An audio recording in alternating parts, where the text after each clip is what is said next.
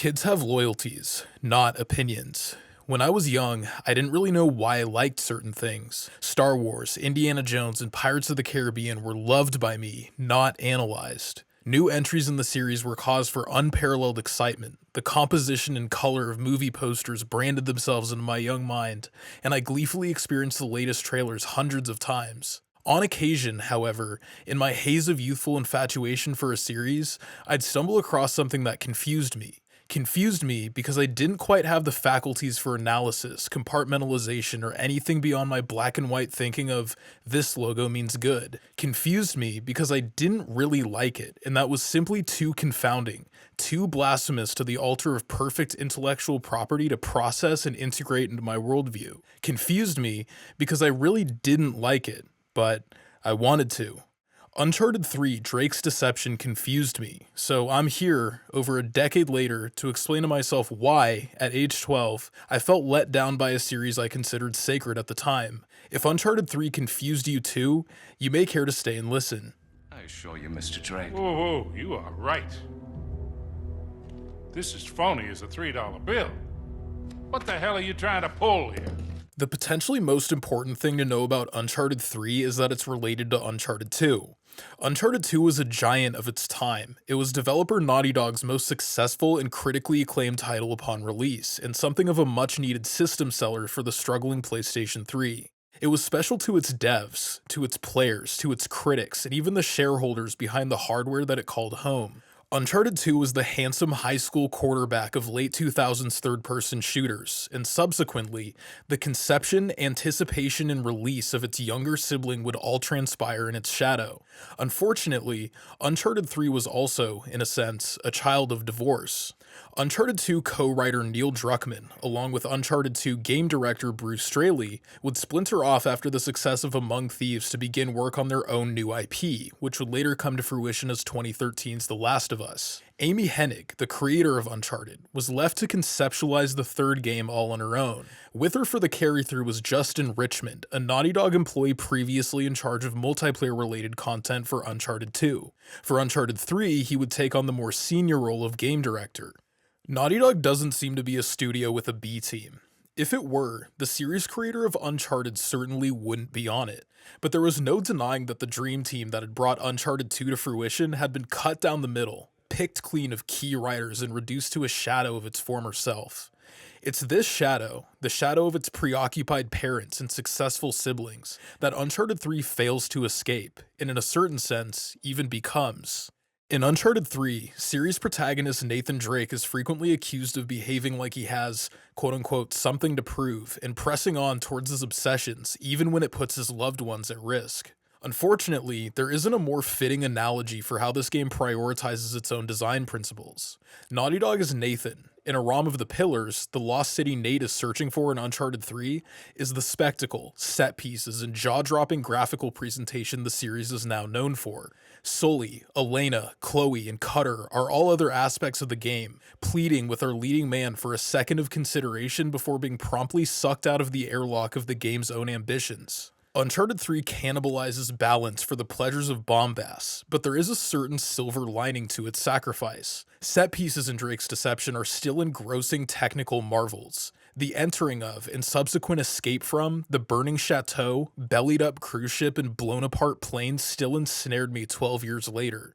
There's a certain top-of-the-roller coaster charm to the lead-up of these moments, even still on subsequent playthroughs, as the pieces to their eventual climax gradually fall into place, revving up to sweep players off their feet. The game, after re-release on PS4 by technically accomplished studio Bluepoint, also still looks dapper after over a decade. Character models and animations are a notable improvement from Uncharted 2, and the spectacle of the title immerses visually, whether in the city, sea, sand, or sky. The notable focus on large-scale, naturally punishing environments such as the Rubal Khali Desert or stormy seas of Yemen can be jaw-dropping or even occasionally frightening to behold, as Nathan frequently finds himself both dwarfed by and stranded within their idling clutches. Uncharted 3 masters the art of vertical slices built for E3 showrooms and a visual spectacle that stitches together well in a trailer. Between these slices, though, the cracks begin to show. Perfectionistic, cinematic indulgence is the conduit through which Uncharted 3's biggest set-piece moments electrify its audience. That pairing remains notably unique to these set-piece moments, as Uncharted 3 is somewhat flailing in its efforts to transfer said cinematic indulgence to its gameplay. Drake's Deception opens with a bar fight. The score, camera work, and punchy dialogue exchanges imbue the initial cutscene with a filmic flair that falls flat on its face the second the player takes control. Janky melee mechanics are the introduction to Uncharted 3's combat repertoire. The series has always struggled with melee and stealth ever since 2007's Drake's Fortune, but no other title in the series is quite as bullish or inappropriately confident in its combat systems as Uncharted 3. Nathan Drake floats around the room, moving unnaturally fast, bumping into things and betraying the game's polish and cinematic ambitions. Enemies occasionally leap forward for unnecessarily long telegraphs of basic attacks. Everything on display here can be easily overcome by mashing square, as the counter and grab mechanics feel superfluous, even on crushing difficulty. The game's camera attempts to distract from the unstimulating nature of the combat with quick cuts and zoom-ins, as though a TikTok influencer was tasked with fixing up a QTE section for an ADHD convention in post. The game's melee is simply not engaging, but it's unfortunately just the introductory arm of Uncharted 3's inferior game design. Uncharted 3's artificial intelligence is the primary driver of what would usually be considered challenge. Here, that doesn't feel like the right word. The enemies behave irrationally and unpredictably, although not in a manner that feels well thought out or intentional. In Uncharted 2, an enemy's behavior was generally linked to their weapon type or armor level. A shotgun-wielding enemy would consistently flank the player, while heavily armored types marched confidently forward regardless of what punishment was thrown their way. In Uncharted 3, enemy behavior doesn't seem to be linked to anything at all. Their weapons, armor level, or whether or not they've been shot by the player have no observable correlation to their behavior. This results in shootouts that feel unintentionally chaotic and uncomfortable to progress through. Uncharted 3's friendly AI does little to smooth out the experience. Chloe, Sully, Cutter, and Elena constantly block the player's aiming reticle and also inhabit key cover spots in tightly packed shootouts. Uncharted 3 feels clunkier to play through than its predecessor, and there's more than one reason why. In roughly 1/3 of the game's shootouts, the final few enemies appear to hide from the player, seemingly unintentionally. The game frequently exhibits a strange lack of music and dialogue during certain shootouts, and this is especially pronounced when it's unclear whether the encounter has even been completed.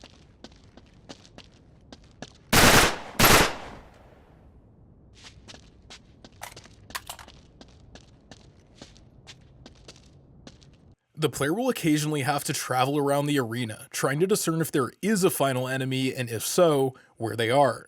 Once found, they will sometimes appear completely oblivious to the firefight taking place. This was also an issue in Drake's Fortune, and it's surprising to see it again here, as it didn't seem to happen at all during my return to Uncharted 2. Drake's Deception doesn't start, stop, or escalate its encounters well at all, in fact. I was frequently gunned down by unseen enemies the second I entered a new area, and the game even, on occasion, respawned me past where I had died, as though Naughty Dog had given up making that particular moment work on crushing, my difficulty of choice, and slid the player a get-out-of-jail-free card. The vast majority of deaths I experienced were at the hands of enemies who had spawned behind me, which was particularly frustrating given how diligently I was watching my flanks. The guns in Uncharted 3 feel tighter and more powerful than the guns in both 2 and 4, but the enemy hitboxes, bizarrely, feel much less reliable.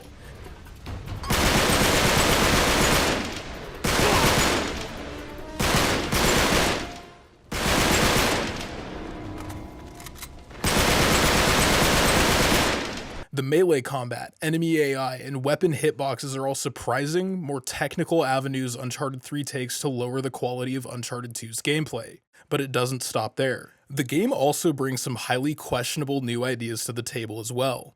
Uncharted 3 tries to force its unfortunate melee into the early moments of a few shootouts, but this is the most benign stroke of its more forceful hand.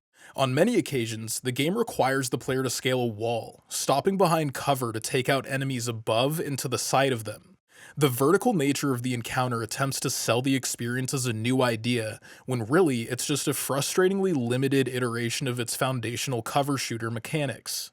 One of Uncharted 3's most detrimental sins is just how repetitiously and confidently the game inserts its new mechanics into each encounter, regardless of how mediocre they truly are. The game's theoretically useful grenade throwback feature, for instance, is used as rationale for such intense grenade spam from enemies, it's actually allowed me to defeat heavily armored foes without using a single bullet. In Uncharted 2, these tougher NPCs were cause for concern, mainly due to their unstoppable forward motion. In Uncharted 3, they frequently just stand in one spot and throw grenades, vastly decreasing their threat level to something almost comically manageable. Flush him out!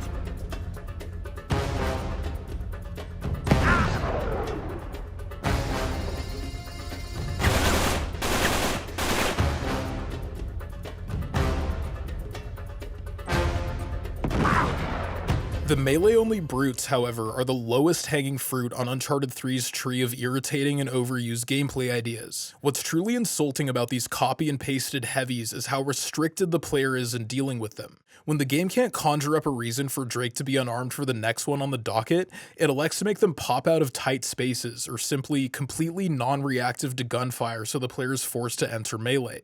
They provide a shallow, easily coasted through experience the first few times.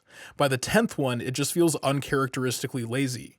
Everything seen in Uncharted 3's trailer or 2011 E3 showing is just as dynamic and polished in 2023 as it was back at its launch. When I'm finishing off my third melee-only mini-boss of the hour or restarting a checkpoint because I failed to memorize when the enemies behind me would spawn in though, I'm left wishing the rest of Uncharted 3 got the same love and care. It's well-known Naughty Dog lore at this juncture that Uncharted 3's plot was conceived simply to string its set pieces together. Under this microscope, the writing is somewhat impressive. Through a less contextual lens, Uncharted 3's story simply feels unfinished, especially compared to the perfect romp of Among Thieves or the thoughtful conclusion that was A Thief's End. The plot in Drake's Deception revolves around the Atlantis of the Sands. Nate and Sully are set out to find this mythical Middle Eastern Atlantis before the game's antagonists, Catherine Marlowe and her dedicated right-hand Talbot, can lay claim to it. Similar to Uncharted 4, Drake's Deception's thematic ideations lie more within a conflict between heroes rather than a deep look at its antagonists and how they challenge Nate. The relationship between Sully and Nate, and how Nate's character flaws challenge the strength of it, is center stage here. Uncharted 4 plays a similar hand with Nate and Elena. Nate's lying and obsessive tendencies bend their marriage to its near breaking point, and the second half of the story asks if that marriage can be restored to a functional shape.